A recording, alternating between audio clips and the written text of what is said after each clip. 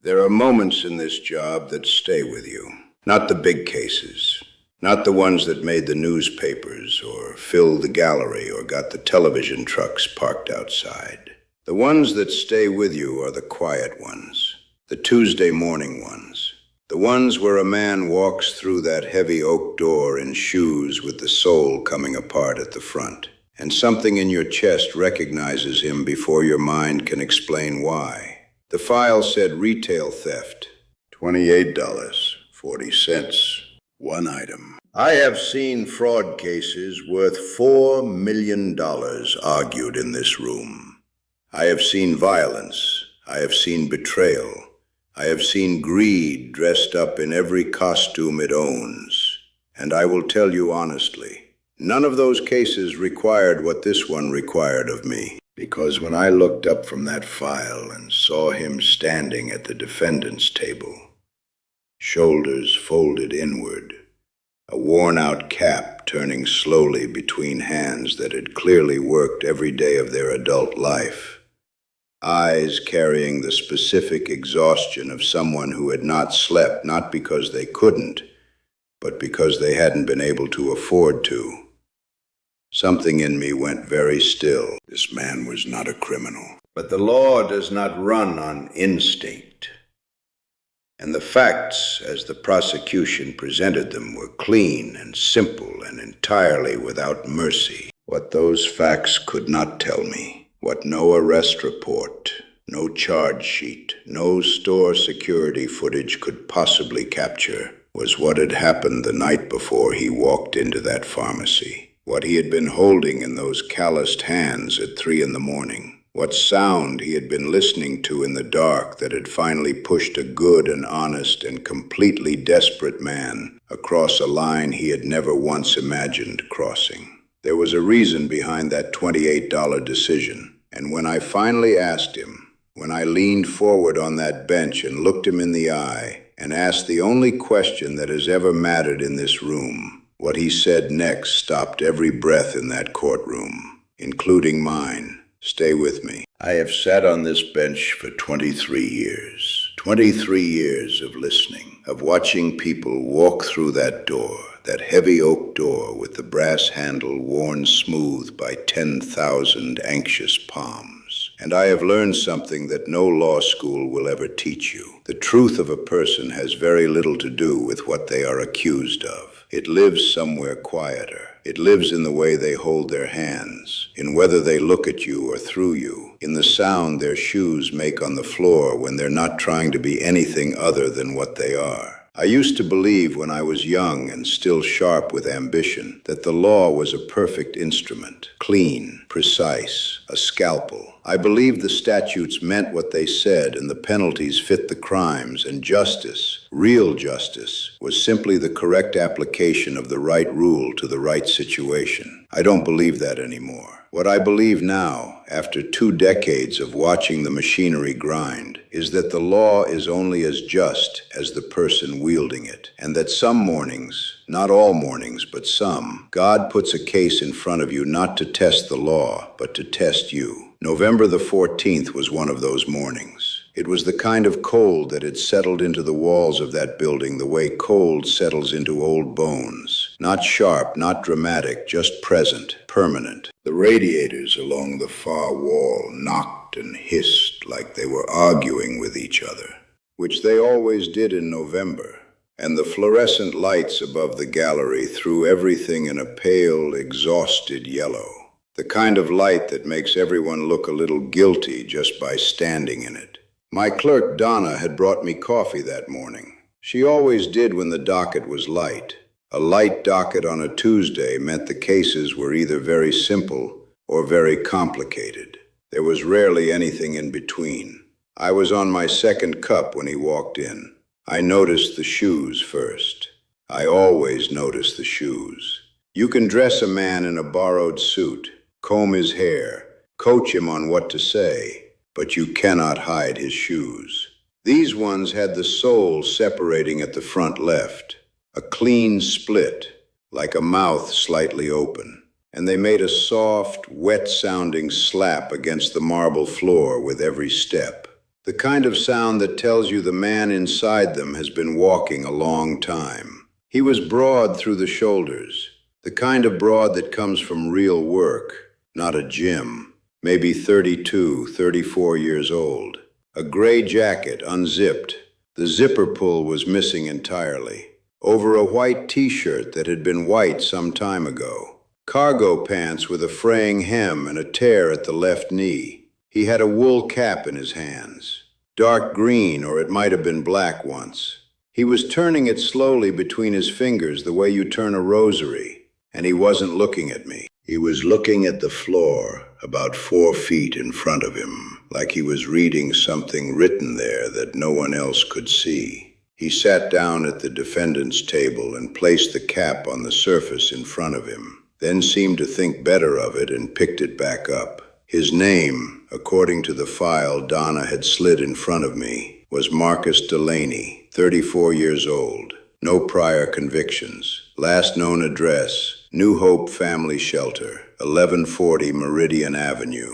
I set the file down. I looked at him. I looked at the cap turning in his hands. I looked at the line of his shoulders. Not defiant, not collapsed, but something in between. Something that looked like a man who had already been fighting for a very long time before he ever entered this room. There was a public defender beside him, a young woman, maybe 3 years out of law school, with a yellow legal pad and the particular kind of alert, sorry expression that public defenders wear when they know the facts look bad and the story is complicated. She leaned over and said something to him quietly. He nodded without looking at her. The courtroom was almost empty. A Tuesday morning, a $28 shoplifting charge. Nobody comes to watch that. But I have learned in 23 years that the cases nobody comes to watch are often the ones that matter most. I picked up my pen. I looked at Marcus Delaney one more time, and I thought,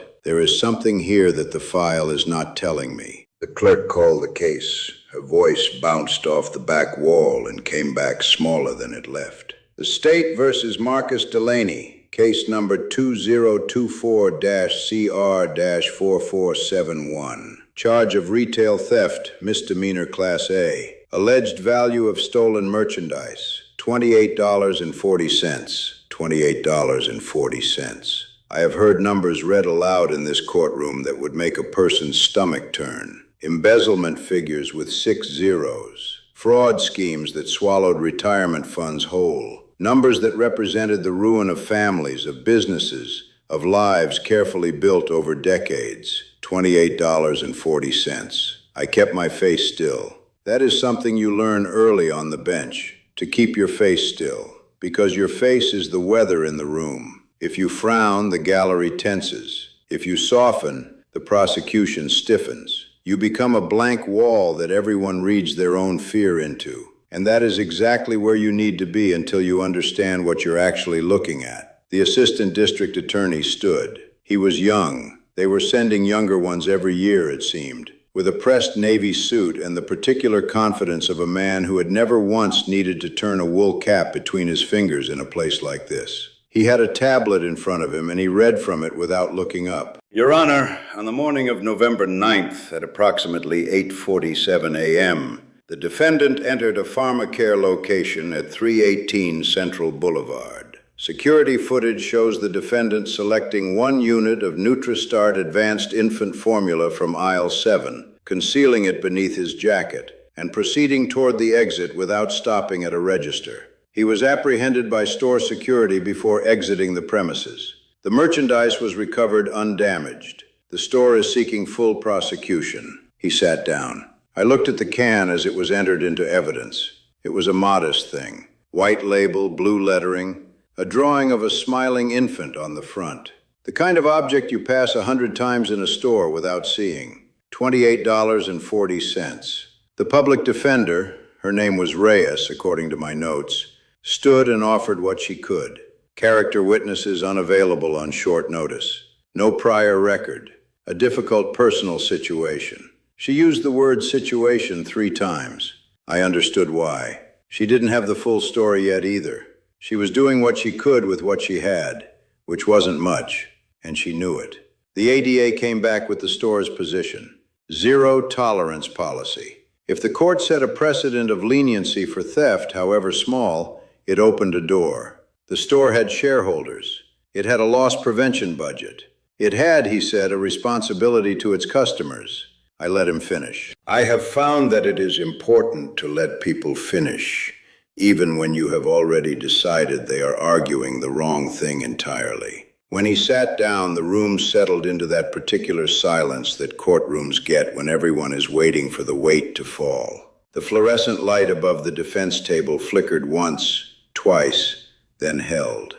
The radiator knocked. Somewhere in the hallway behind the main door, a cart with a squeaky wheel rolled past and faded. Marcus Delaney had not moved. The cap was still in his hands. He was still reading whatever was written on the floor 4 feet in front of him. I have sat across from people who were calculating, people who were performing, people who had decided, before they ever walked in, exactly what face they were going to wear and exactly which words they were going to deploy. I have become very good at recognizing that. There is a specific quality of stillness in someone who is managing their presentation, a kind of controlled surface tension, like water about to be disturbed. Marcus Delaney did not have that. What he had was the stillness of a man who was simply too tired to be anything other than exactly what he was. Not resigned, not broken, just present. Completely, quietly present in the worst moment of his life, with nothing left to hide behind. That kind of stillness is rare. In my experience, it belongs almost exclusively to 2 kinds of people.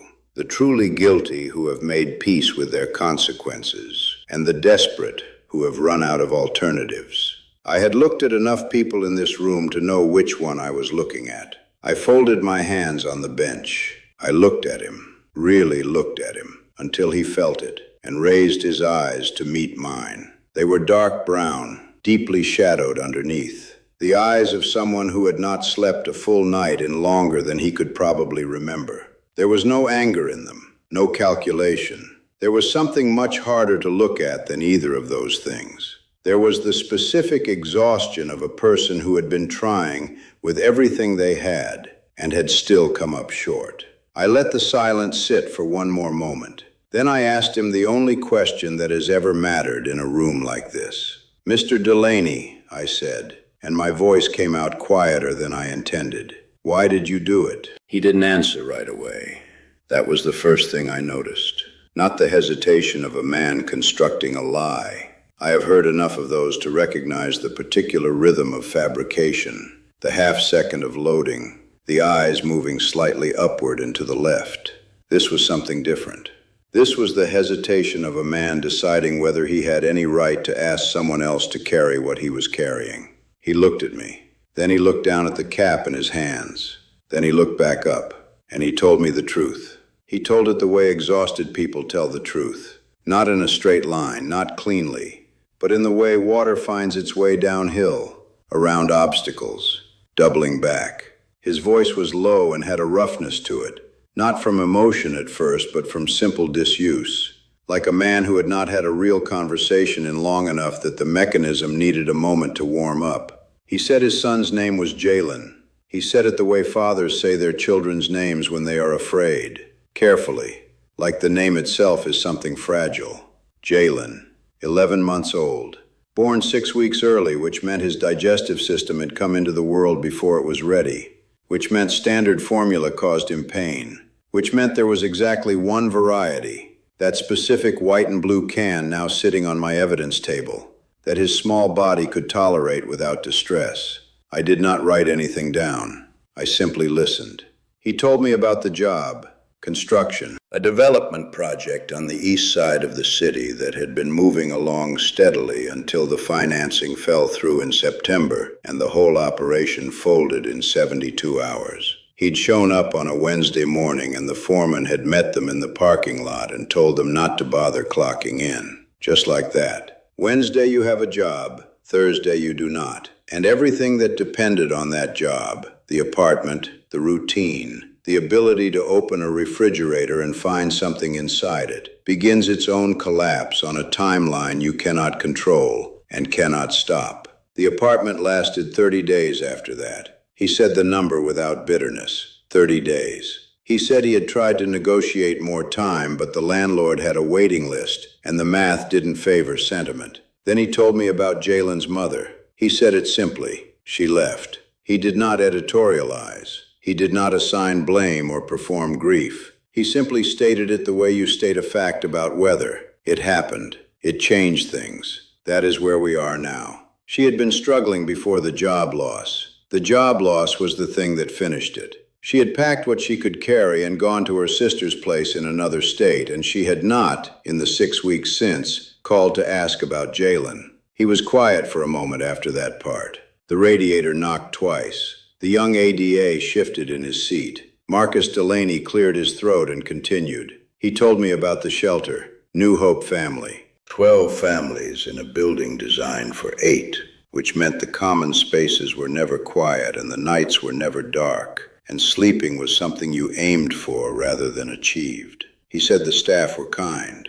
He said that deliberately, and I believed him. He was not a man who said things he didn't mean. The staff were kind, but the supply donations came when they came, and that particular week, the week of November 9th, the shelter's stock of NutriStart formula had run out. He had gone to 3 places before the pharmacy. The first was a food pantry 6 blocks from the shelter. They were out. Had been for 2 weeks, the volunteer told him, because the supplier had changed the donation schedule. She gave him a phone number to call. He called it from the shelter's courtesy phone. The line rang 11 times and went to voicemail. The second was a church on Meridian Avenue that ran a weekly family assistance program. The woman at the door was apologetic and genuine. The program distributed on Fridays. Could he come back Friday? It was Tuesday morning. Jalen had been sick through the night before. He stopped there for a moment and pressed his lips together and looked at the ceiling for just a second. 1 second, before he brought his eyes back down. He did not describe the night in detail.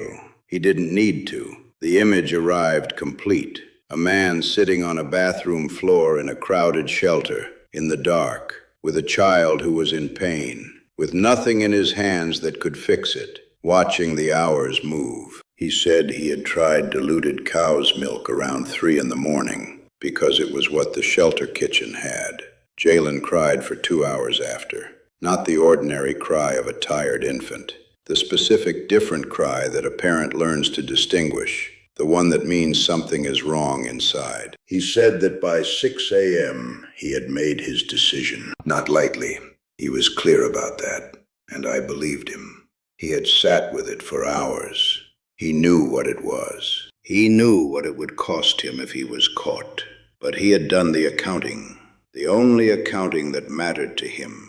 And on one side of the ledger there was his own record, his own safety, his own future. And on the other side, there was Jalen. And that, he said quietly, was not actually a difficult decision. He stopped talking. The courtroom was so still I could hear the second hand on the clock above the main door. Donna, my clerk, was looking at her notepad, but she was not writing anything. The young public defender, Ms. Reyes, had her pen pressed flat against her legal pad with both hands. The ADA was very still in a way that told me he was working hard at remaining a professional in a moment that was pulling at something underneath his professionalism. I looked at Marcus Delaney. He was looking back at me now. Straight, steady. He had put the cap down on the table in front of him at some point while he was talking. And I hadn't noticed exactly when, but there it sat, that dark green cap, slightly misshapen, thoroughly worn, and his hands were open on either side of it, palms down, fingers relaxed. Not pleading, not performing, just a man who had told the truth and was prepared to accept whatever came next. I have sat on this bench for 23 years.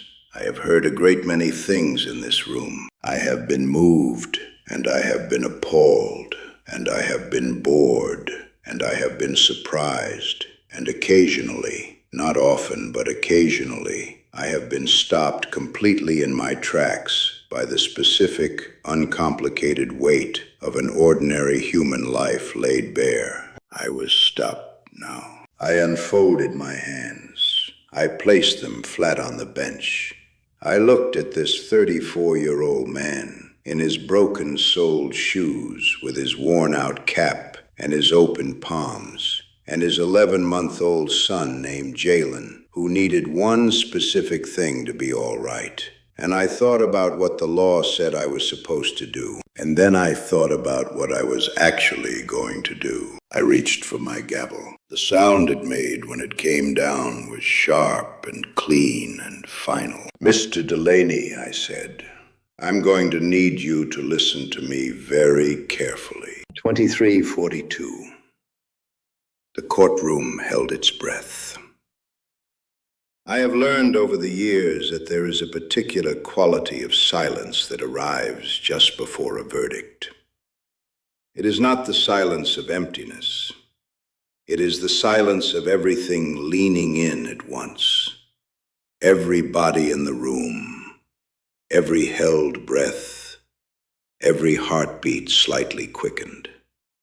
Even the building seems to participate. The radiators stop their knocking. The lights stop their humming.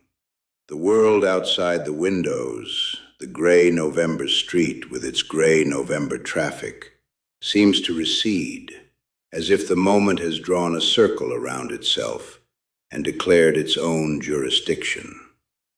That silence came now. I looked at the assistant district attorney. He was young, and he was not a bad man. I want to be clear about that. He was doing his job. He had been handed a file and a charge and a store's written complaint, and he had presented them faithfully and professionally. But I watched something move across his face in that silence, something that had nothing to do with law school or career advancement or shareholder responsibility, something older than all of that. I looked at Ms. Reyes, the public defender. She had her pen in her hand, but she had stopped pretending to take notes. She was watching me the way young attorneys watch when they sense that something is about to happen that they will remember for the rest of their careers. I looked finally at Marcus Delaney. His eyes had not left my face. I said, "In 23 years on this bench, I have sent people to jail. I have levied fines that took years to pay off. I have watched people walk out of this room with records that followed them like shadows for the rest of their lives. I did those things because the law required them, and because in most of those cases, the law was right to require them." I paused. This is not one of those cases.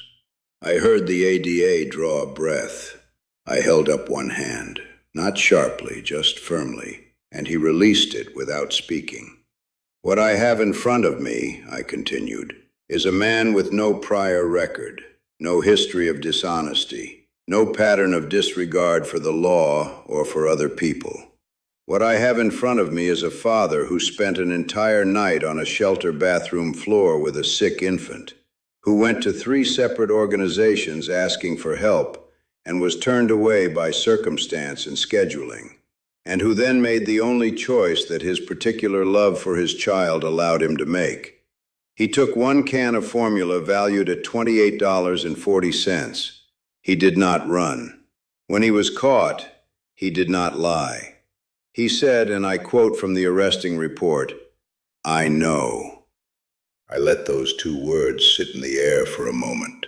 I know. 2 words that contained more honesty than half the testimony I had heard in the previous calendar year. "The store will be reimbursed," I said, "in full, today, from this court's emergency hardship fund.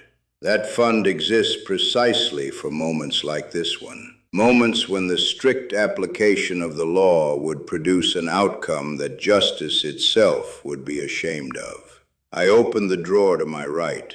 I had asked Donna to prepare the envelope that morning after I had read the file twice on my way in, and felt something settle into certainty before I had even taken my seat.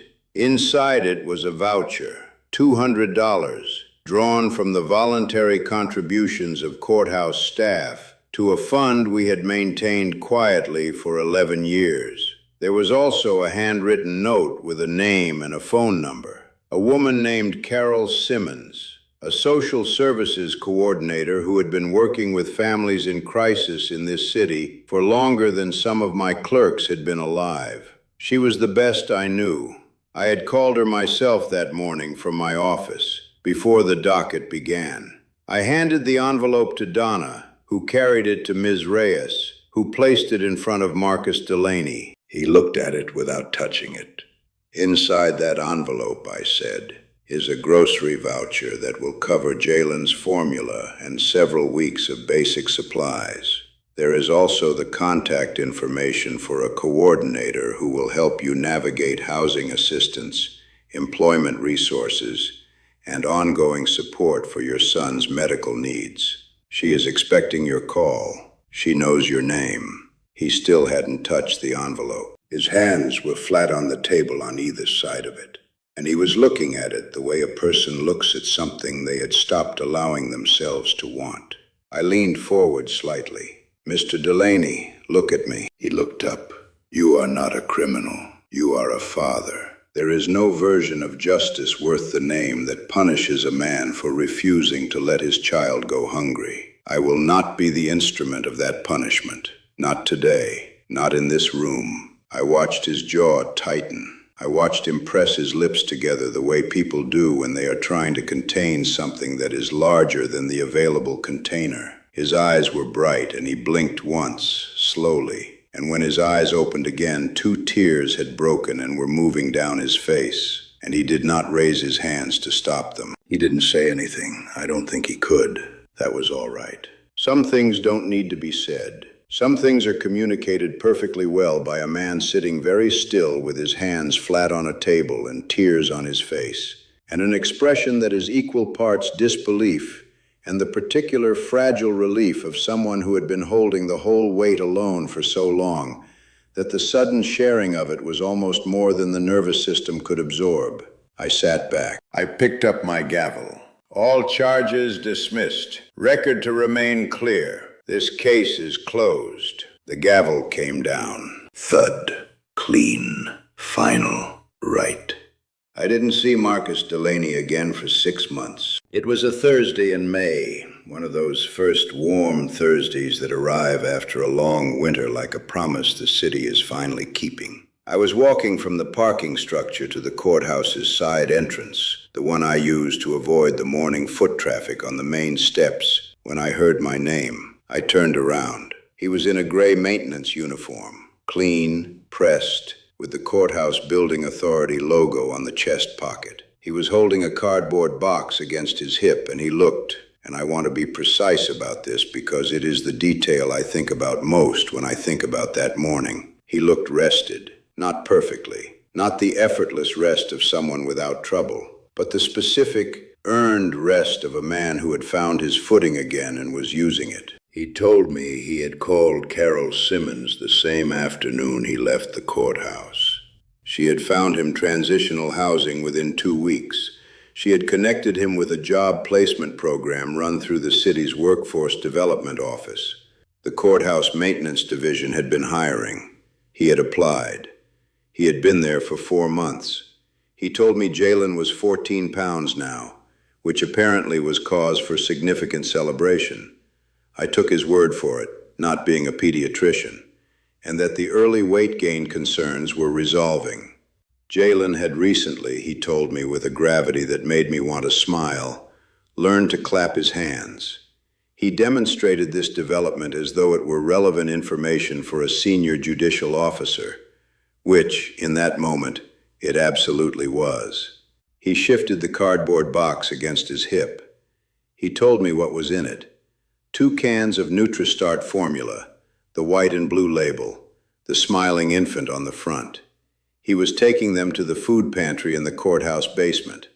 He had been doing it every Tuesday since he started. His day off was Monday, which meant Tuesday was his first day back each week, and he had decided, quietly, without announcement, without needing anyone to know, that Tuesday mornings would be the time he did this particular thing. I asked him why Tuesdays specifically. He looked at me for a moment. He said it was the day of the week that had changed everything, and he figured it deserved to be remembered that way. I stood there in the May sunlight with my briefcase in my hand, and I thought about the distance between a November Tuesday and a May Thursday, about what can change in the space between them if the right door opens at the right moment, about what it costs to open that door, a voucher, a phone call, the willingness to look at a file and see the person inside it rather than the charge printed on the cover. I thought about Jalen, 14 pounds, learning to clap his hands in a warm room somewhere in this city. Marcus said goodbye. He turned and walked toward the service entrance, the cardboard box under his arm, his shoes, new ones, both soles intact, making a clean, solid sound against the pavement. I watched him go.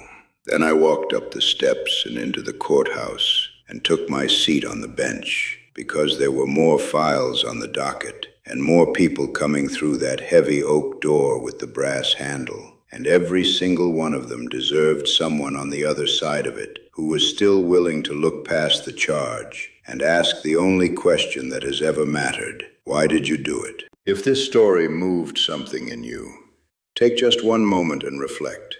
Have you ever been so desperate to protect someone you love that you found yourself standing at a line you never imagined you'd cross, not out of selfishness, not out of greed, but simply because every other door had already closed?